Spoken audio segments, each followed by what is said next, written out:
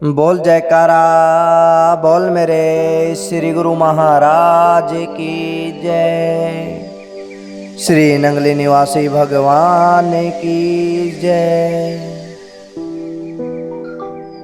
सतगुरु प्रेमियों, आज हम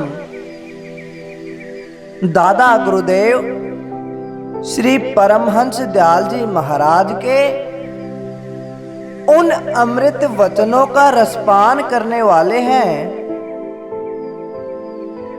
जो बड़े ही अनमोल हैं। प्रेमियों, श्री दयाल जी महाराज फरमाते हैं कि जीव के बंधन के ये कारण होते हैं। एक तो धन दौलत, दूसरा भोगों की तृष्णा, तीसरे भाई बंधु अपने परिवार, और ज्यादा धन दौलत की प्राप्ति उसके अनर्थ का कारण होती है। ये तीनों भोग महारोग हैं। यह जो संग और मिलाप हमें प्यारा लगता है, यह ऐसा है जैसे बैठे बैठे याद आए कि मैं उस आदमी से मिला था। वह याद हमारे हृदय में हमें दुख देती रहती है। जैसे कोई जीव अपने सपनों का एक नगर रच लेता है, तो वह सपने उसे बाद में दुख देते हैं। तो प्रेमियों, श्री दयाल जी महाराज कहते हैं, इस जगत को वही सपना समझो। श्री दयाल जी महाराज पूछते हैं कि ग्रहण कर्ता किसको कहते हैं और त्याग क्या चीज है। बताते हैं कि ऐसे विचार से असद्वृत्ति का त्याग करो और आत्म तत्व को ग्रहण करो। यह देह हमारा, यह शरीर अपवित्र है। यह शरीर हमारा लहू मांस हड्डी से भरा हुआ है। यह बड़ा तुच्छ है। इसका आचार दुष्ट है और देह के निमित्त, इस शरीर के निमित्त हम भोग की इच्छा करने से परमार्थ नहीं कमा सकते। हमारे संकल्पों ने इस शरीर को रचा है। प्राण से चेष्टा करती है। अहंकार रूपी पिशाच ने इसमें प्रवेश किया है। हर समय वही गरजता रहता है। हमारे इस मन की वृत्ति सुख और दुख को ग्रहण करती है। जीव दुखी होता है, असल में अपना स्वरूप चित्त से रहित केवल चिन्ह मात्र और साक्षी है। प्रेमियों, श्री परमहंस दयाल जी महाराज फिर कहते हैं कि सार और असार का विचार मुक्ति का दाता है। जो कुछ संसार है उसमें सार यह शरीर है, क्योंकि सब शरीर के संबंधी हैं और इस शरीर में सार इंद्रियां हैं। इंद्रियों में सार प्राण है और प्राण का सार मन है। मन का सार बुद्धि है, बुद्धि का सार अहंकार है और अहंकार का सार यह जीव है और इस जीव का सार चिदावली है। चिदावली कहते हैं वासना से सहित चेतनता को।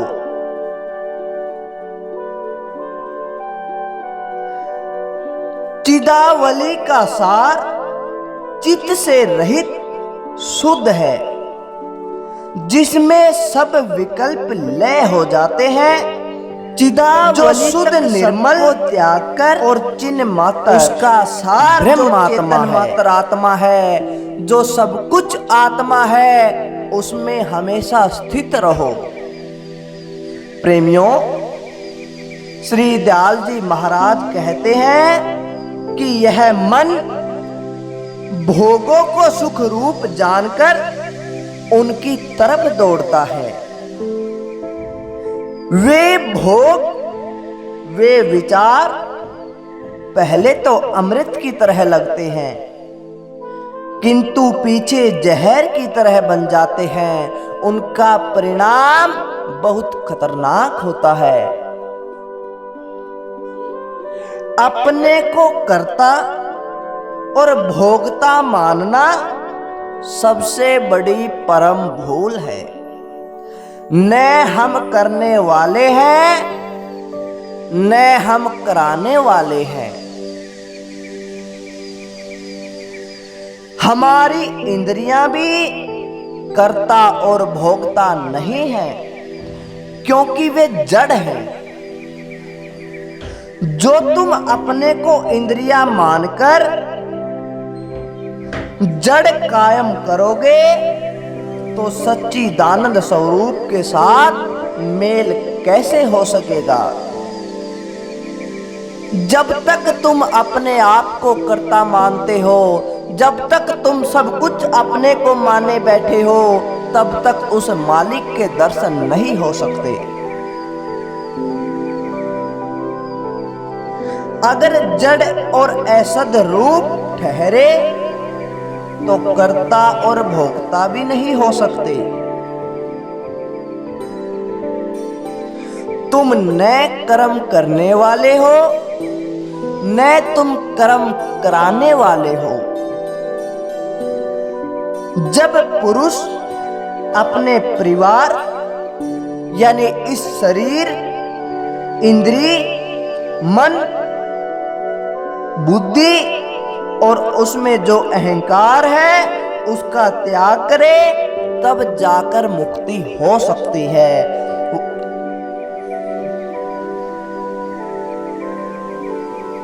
जो चेतन रूप और विस्तृत रूप है वह सब चेतन मात्र है, चेतन ही प्रमाण है। तुम भी चेतन स्वरूप हो, मैं भी चेतन हूँ, यह लोक भी चेतन है, यही सबका सार है। जब ऐसा निश्चय होगा तब जाकर उस मालिक का दीदार हो सकता है, हम उससे मिल सकते हैं। तब जाकर हम अपनी बुद्धि से अपने आप को देख सकते हैं। प्रेमियों, श्री दयाल जी महाराज कहते हैं कि मन बहुत शक्तिशाली दुश्मन है। इसके दो स्वरूप हैं, एक शरीर है जो सारे शरीर और ब्रह्मांड में प्रवेश करता है। इसका दूसरा स्वरूप यानी त्रिकुटी स्थान है। इसी स्थान से सारे संसार की रचना हुई है, इसीलिए इसको मन का पसारा कहते हैं। प्रेमियों, श्री गुरु महाराज कहते हैं मन के दो स्वरूप हैं, उच्च और तुच्छ। ब्रह्मांडी मन को उच्च कहते हैं। और पिंडी मन को जीव, मन, चित्त, अहंकार, माया वगैरह के नाम से बुलाते हैं। यह अशुद्ध मन कहलाता है। इसका स्वरूप राग व द्वेष है। जब मन राग व द्वेष में फंसता है तब नसों में विभिन्नता आ जाती है। जो नसें खून को ले जाती हैं, उनमें द्वेष हो जाने के कारण हमारे शरीर में बीमारी उत्पन्न होती है। इस राग और द्वेष के कारण ही हमें हर बीमारी होती है। हमारे अंदर अन्न नहीं पचता, भोजन नहीं पचता, पाचन शक्ति खराब हो जाती है, शारीरिक और मानसिक चिंता बनी रहती है। अर्थात राग और द्वेष हमारी हर बीमारी की जड़ है।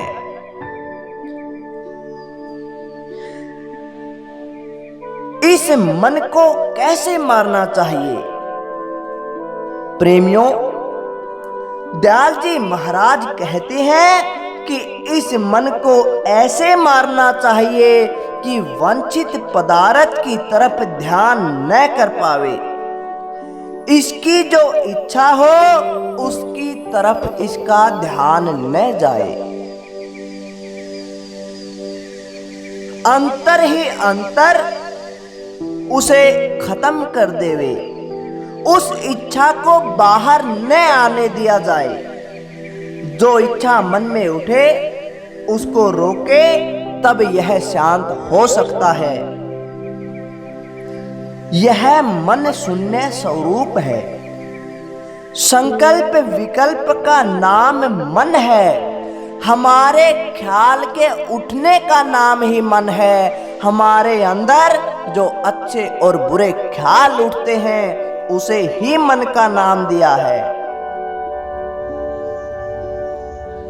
चेतन करने से यह चित्त कहलाता है। जब प्राण फिरता है तब मन प्रकट होता है। इसी से संसार की उत्पत्ति होती है। इस चित्त के दो बीज हैं। एक तो प्राणों की गति, दूसरे वासना का चलना, वासना का बढ़ना। प्रेमियों, ये गहरे ज्ञान की बातें हैं।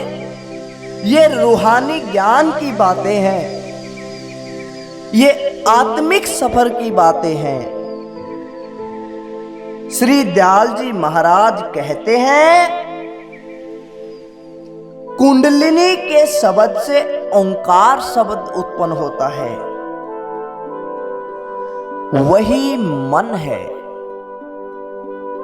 जो हृदय आकाश से निकलता है और बाहर जाता है, बाहर से भीतर जाता है। वही प्राण है। इस मन की 5 अवस्थाएं हैं। श्री दयाल जी महाराज कहते हैं, मन की 5 अवस्थाएं प्राण, विपर्य वृत्ति, विकल्प वृत्ति, निद्रा वृत्ति, स्मृति वृत्ति है।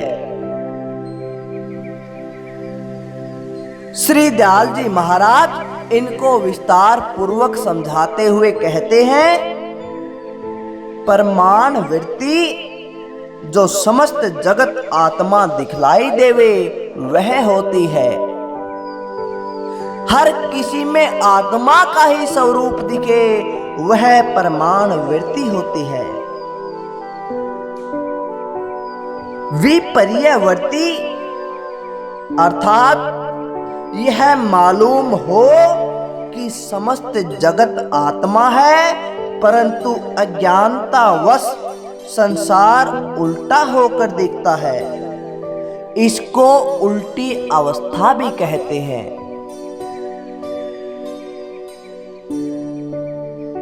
उसके बाद विकल्प वृत्ति।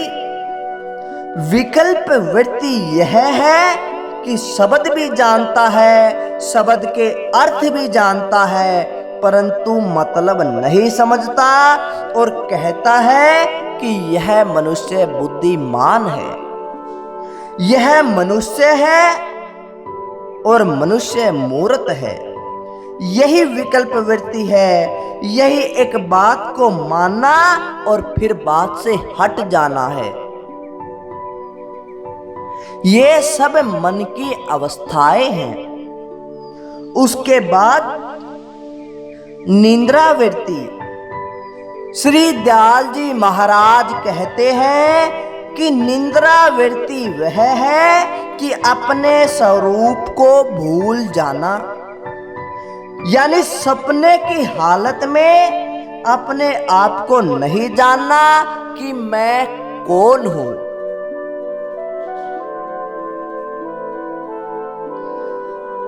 और अंतिम जो वृत्ति है, जो मन की अवस्था है, वह स्मृति वृत्ति है। स्मृति वृत्ति वह है कि जीव कहता है कि मैं अपने को भूला हूं। अपने को भूल जाने की याद को स्मृति वृत्ति कहते हैं। इन 5 हथियारों से हमारा यह मन एक जहरीले सांप के समान बहुत ज्यादा खतरनाक है। तो प्रेमियों, श्री दयाल जी महाराज ने मन के बारे में यह रूहानी ज्ञान हम सब तक पहुंचाया।